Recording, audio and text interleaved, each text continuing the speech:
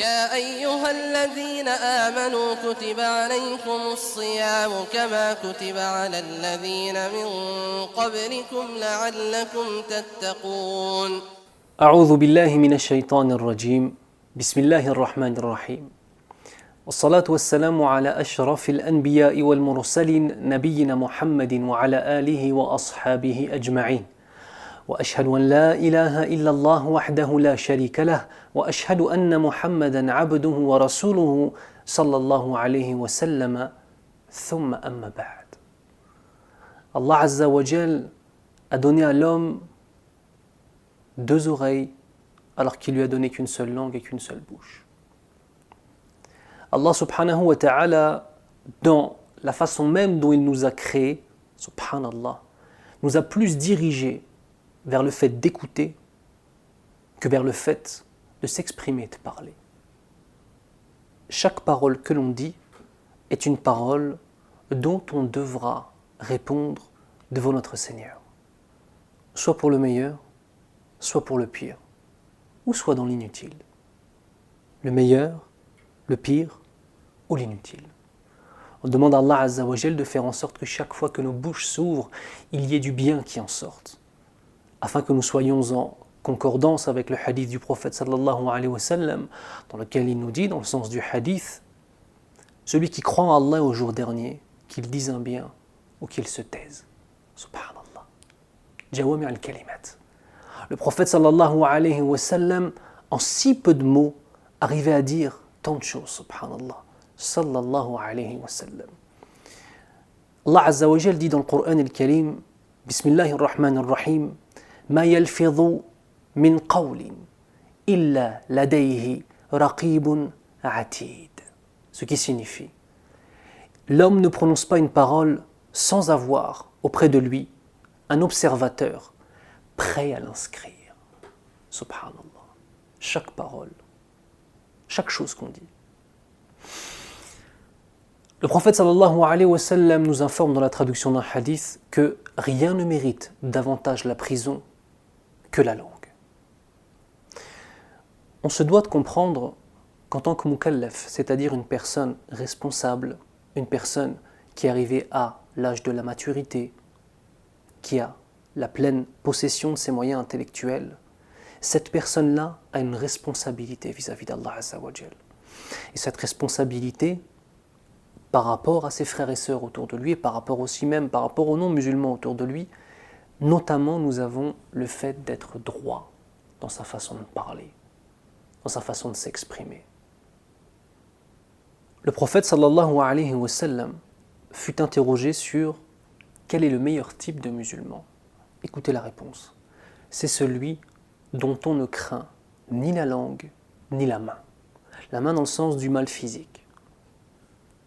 Parmi les choses extrêmement étonnantes et malheureuses, c'est qu'on voit qu'une personne, pendant tout le mois de Ramadan, alhamdoulilah, elle fait sawm, as-siyam, le jeûne.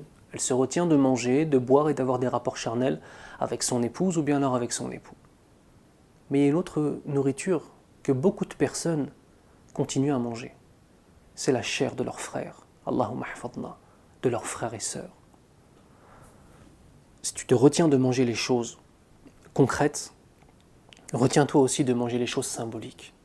Retiens-toi de manger la chair de ton frère, de parler et de dénigrer, incha'Allah ta'ala.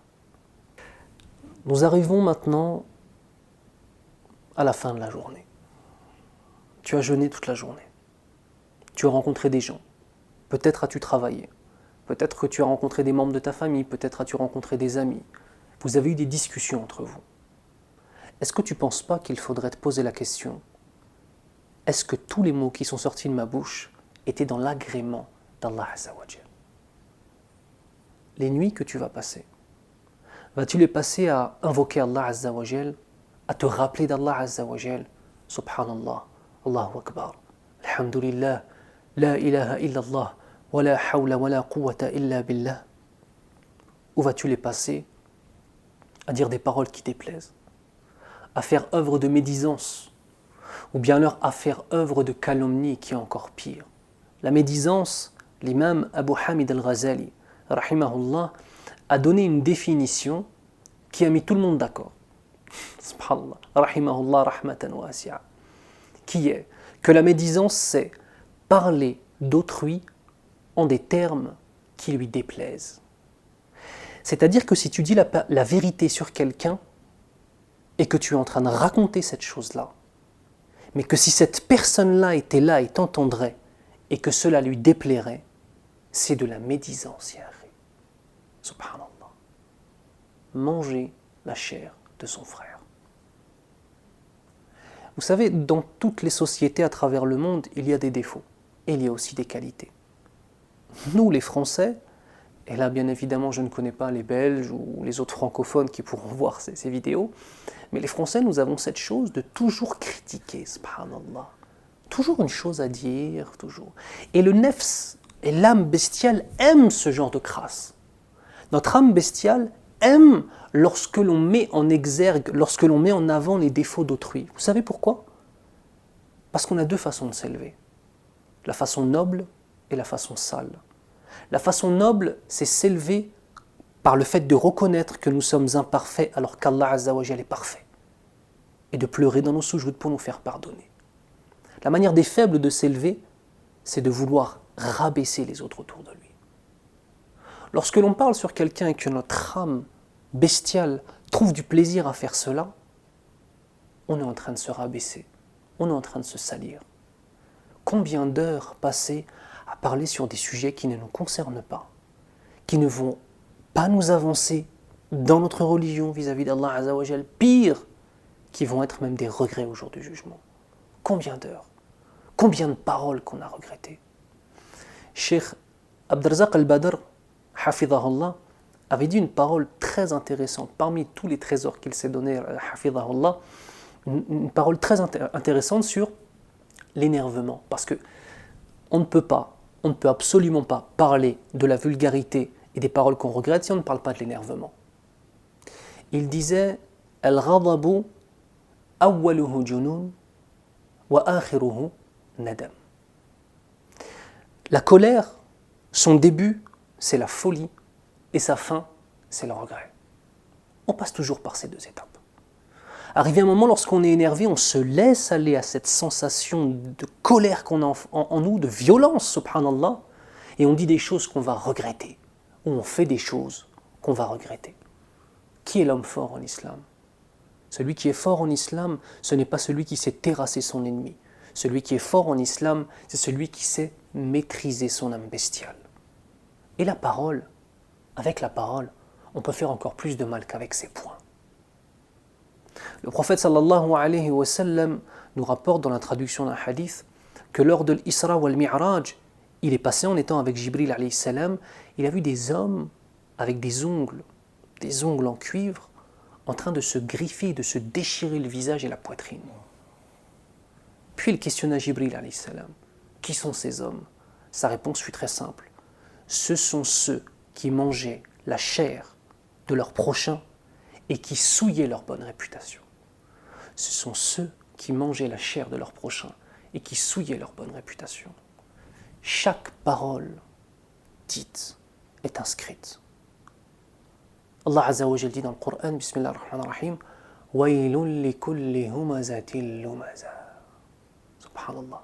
Malheur à tout calomniateur, diffamateur. Chaque chose. Ta langue peut être ton meilleur allié si tu t'en sers pour te rappeler d'Allah Azza wa Jal. Si elle est humide du rappel d'Allah. Si elle est faite, si tu l'utilises, parce qu'elle a été faite pour lire le Coran. Mais si tu l'utilises pour lire le Coran al-Karim, pour proclamer la grandeur d'Allah Azza wa Jal. Mais ça peut être la cause de ta perte. Si cette langue-là, tu t'en sers pour dénigrer, pour calomnier, pour insulter, pour rabaisser, pour mentir, pour manipuler. Parmi les choses catastrophiques qu'on voit aujourd'hui, on a notamment tout ce qui concerne les réseaux sociaux, Facebook et Twitter. Et ce n'est pas la première fois que je vois cela, mais hier, j'ai encore vu un exemple. Les gens, lorsqu'ils sont sur Facebook, sur Twitter, sur Internet, se permettent de dire des choses qu'ils ne diraient jamais en face à face. Ça, c'est un premier élément. Ils se sentent intouchables et impunissables derrière son écran d'ordinateur. Et c'est là où on voit la crainte d'Allah Azza wa Jal. Tu n'es pas une personne ce n'est pas le meilleur moyen de voir si tu crains Allah Azza wa Jal lorsqu'il y a des gens autour de toi qui sont prêts à te corriger si tu parles mal. C'est quand tu es seul devant ton écran. C'est une histoire de taqwa. Taqwa hauna. L'histoire de la piété et l'histoire de la crainte révérentielle d'Allah Azza wa Jal rentrent en jeu maintenant. Tu es seul. Personne ne peut t'atteindre. Les gens ne savent même pas qui tu es. Tu as mis un pseudo. Mais Allah Azza wa Jal te voit. Et ses anges sont en train d'écrire. Tout le monde parle sur tout. Tout le monde commande tout. Tout le monde donne son avis sur tout. Perte de temps, incommensurable. Premièrement. Et deuxièmement, plus on se sent intouchable, et plus notre âme tente de prendre le dessus et de nous amener vers des dérives. Allahumma hafadna min dhalik. Donc, tout cela pour dire que le fait de préserver sa langue, c'est avant toute chose le reflet d'une piété, le reflet d'un état spirituel où on comprend, dans lequel, on comprend qu'Allah subhanahu wa ta'ala, huwa al-basir, il est celui qui voit tout. Huwa al-sami', il est celui qui entend tout. Au-delà maintenant de cette première dimension de ne pas parler ou de ne pas dire parce qu'on a peur, il y a aussi le respect d'Allah Azza wa Jal. Serais-tu prêt à dire les pires insultes devant ton père et ta mère? Les pires insultes que tu as dit dans ta vie. Est-ce que tu serais capable de les dire devant ton père et ta mère? Toute personne normalement constituée me dirait non. Sache une chose. Chaque chose que tu as dite dans ta vie, Allah Azza wa Jal l'a entendu, l'a vu. Et tu vas le retrouver au jour du jugement. Allahumma hafadna. Nous avons un problème de pudeur avec notre Seigneur. Dirais-tu un gros mot devant un imam, devant un savant, devant une personne que tu respectes?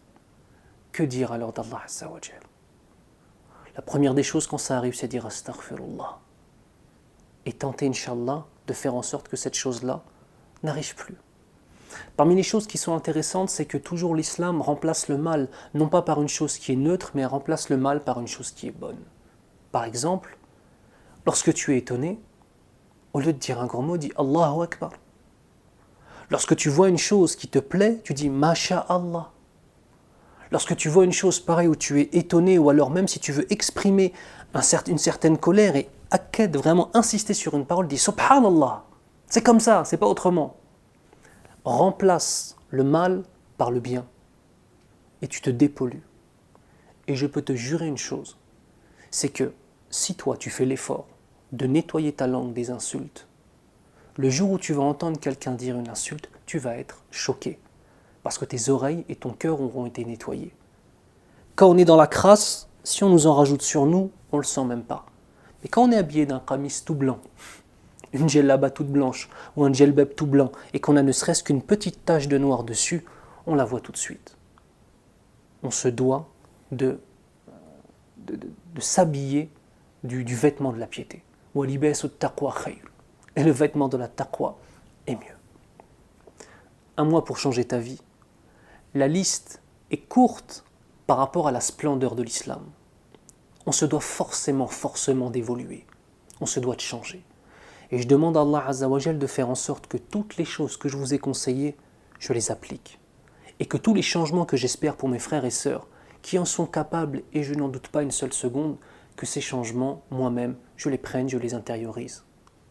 Barakallahu fikum. Inni uhibbukum fillahi Azza wa Jal. Et c'est pour cela que je vous parle. Subhanakallahumma wa bihamdik. Ashhadu an la ilaha illa ant. Astaghfiruka wa atubu ilayk. وصحفتكم يا أيها الذين آمنوا كتب عليكم الصيام كما كتب على الذين من قبلكم لعلكم تتقون